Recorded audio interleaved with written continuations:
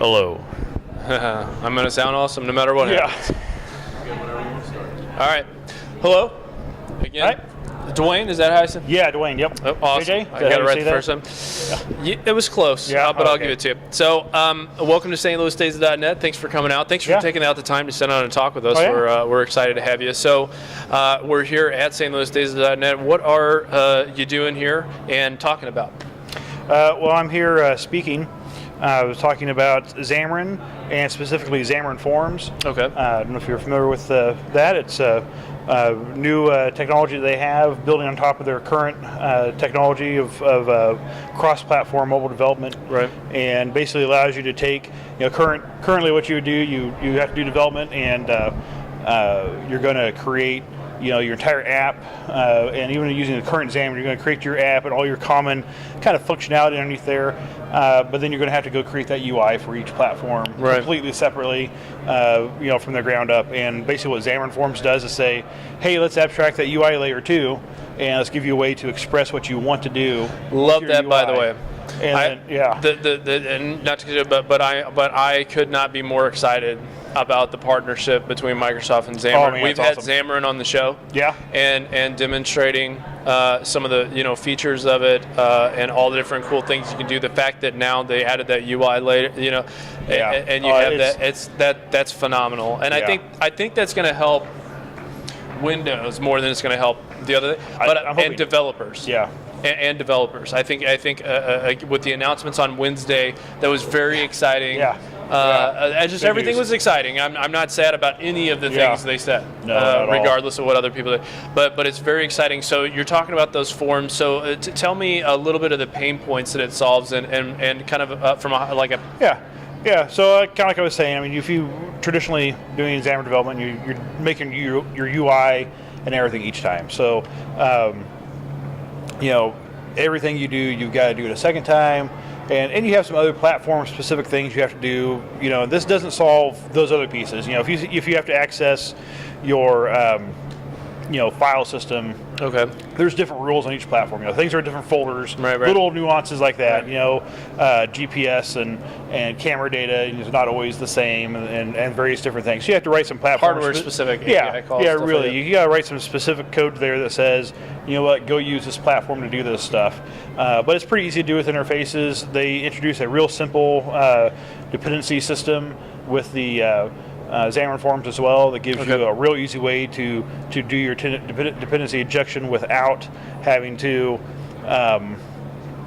go out of your way. Yeah, exactly. Without get something else. I mean, you can still use simple IOC or some of the other things if you want, and they're great. But if you just want something easy to get you going, it's really pretty easy to do. You define your your interface, make your class built off of it, and one line in your code that says this assembly provides this class as a dependency, and then in your common I'm tired code, of those errors. And then so I'm glad they're going to be going. And then your common code where you want to use it is you just pop in there, say, "Hey, dependency system, get me this thing," and it figures it out. So it's pretty slick. It just one more thing you don't have to worry about figuring out, especially if you're trying to prototype or just kind of get something up and going to begin with. So because we all want better and faster, but quality. And that's what Xamarin has provided. When I've checked out their different stuff, I like the quality of it. And one of the nice things about Forms is that you really are you use it to express your UI. So it's not like you're saying put this control here and this and that. Native controls. You're saying I want I think a really good example. I want a tabbed view. Down here, I want a tab view for the screen. Well, on iOS, that gives you a kind of a tab, little things at the bottom there to navigate between the different sections of it. Android is going to actually give you little tab-looking things to hit and go between it. Well, Windows Phone, it's a pivot view, so you got your side-to-side scrolling, pivot view, and it knows that that's the concept that a tab view represents, and it renders it to the native control for each platform, and so it keeps your UI consistent, looking like the platform, and not looking like a Facebook app where they all look pretty much the same and act the same, but really looking like it was made for the platform you're running on. And that unique experience, because that person chose. Usually, they. I want my apps to look like the other apps. This is the paradigm I'm used to. Right, exactly. I'm on a Windows Phone. I'm used to having the pivot and the side. Love those transitions. Yeah, I'm a huge. I noticed that she had the 925, and I like that a lot. But and I got But that thing's a beast. It is a beast. Yeah, I'm telling you. Well, I need the battery life, and that's the nice thing about big phones is they have a big battery. But the other thing is this helps with ALM. This helps with the UX. This helps with the UI design. This helps all of those things for a smaller team to be able to do more, and for a bigger company to deliver an effective product based on each one of their users' needs. Well, and from the smaller team perspective too, that's some of the cool things that came out of the stuff this week. Visual Studio Community Edition, right?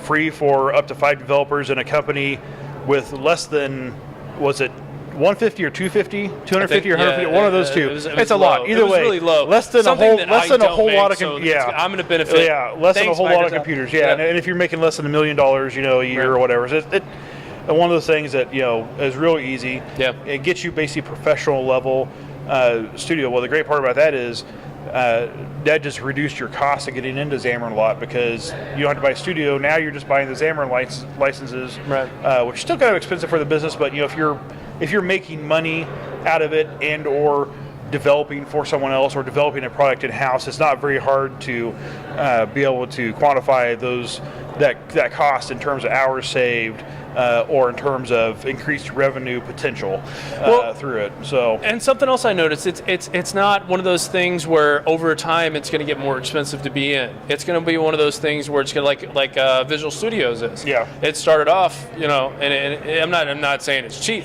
What I'm saying is though is that it's come down from what it was. Yeah. So I see that being as they get competition, as they get more popular API too. I mean, part of the need for their cost right now is they're doing a lot of work. Right. They got 100 and I think their website says they have like 120 employees or something like that. Right. And they're providing support and doing all these various different things. And they have to innovate, and they have to stay on top of. Yeah, I mean, so there's a lot of costs in there, that you got to cover to be able to operate. But I think as it picks up and as they get more licensing coming in from other things, I think at some point there's a good potential for a break. I don't know if they will. I mean, if they're making a lot of money, if they don't need to stop making a lot of money, then why are they going to? But there's other stuff out there. So certainly, I see some potential maybe where once you get a little more mainstream on it, you might have some breaks on it. But really, if you look at it and you're going to go the professional business route, it's roughly $2,000, right. a worker to do both platforms on it.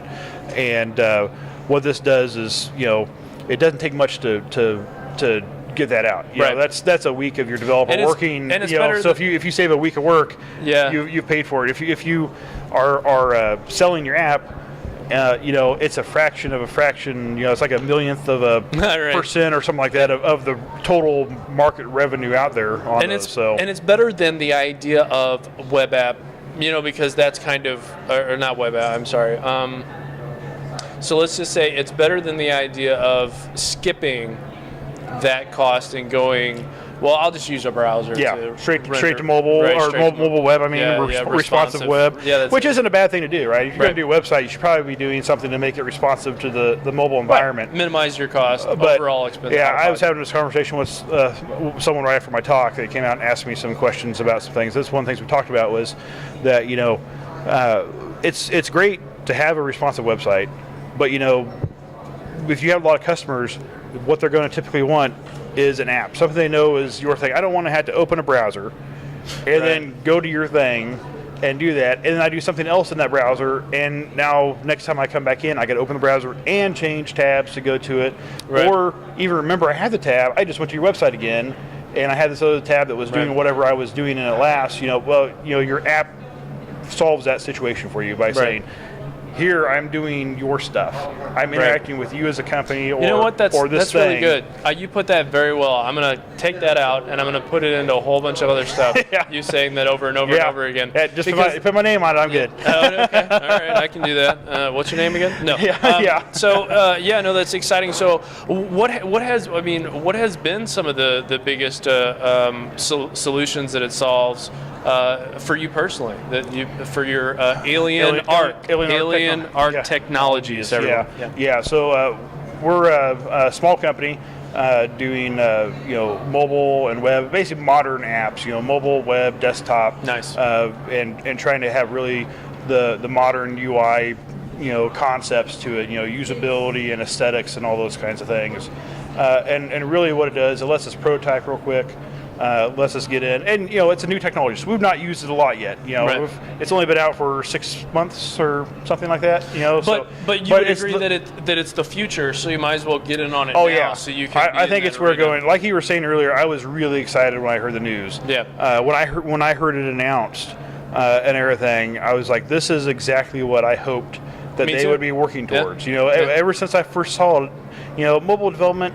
I'm a C# developer. Right. And I don't have a problem learning other languages, but I don't want to have to. You know what I mean? I was like, no, I'm very proficient. I've been developing in C# since it was there, pretty much. Well, VB, and I went into C#, a couple years later, but been doing .NET since .NET was out. Right. And all that. So I've got lots of knowledge and skill in that. I know how to do that stuff really well. And you represent a large market. Yeah. You represent a large market of people who know this is the C# and .NET world. Yeah, and you know what? It's a good day to be a .NET developer right now too, with all the stuff that's been happening. I mean, it's crazy all the things going on and everything. But with stuff like this, it just reinforces that I can stay in my comfort zone, which keeps it getting improved and improved every year as they add more and more functionality to it and everything. And I can stay in my comfort zone and be able to be productive. I don't have to spin my wheels, trying to spin up on something else again to get back to a productive state. Right. My productivity here is just learning, the forms, the XAML stuff, understanding the platforms, the things that regardless of what you're going to do, that you have to do to get to it. This saves me all the other time and effort because Xamarin's got all the APIs that I can do. So if I can do it, in native code, I can do it in C# native code through Xamarin tools. Yeah, so it's not like I can't get to it just because I'm not using their preferred methods or whatever. So and I've said this before, and I'm going to say it again, with the idea of you have experience through working through, like it's like when you hire someone to work on your house or whatever, or when you find someone who has been working on perfecting their craft for a long time. They're going to know more than likely, not all the time, but more than likely how to do it the best way. Yeah.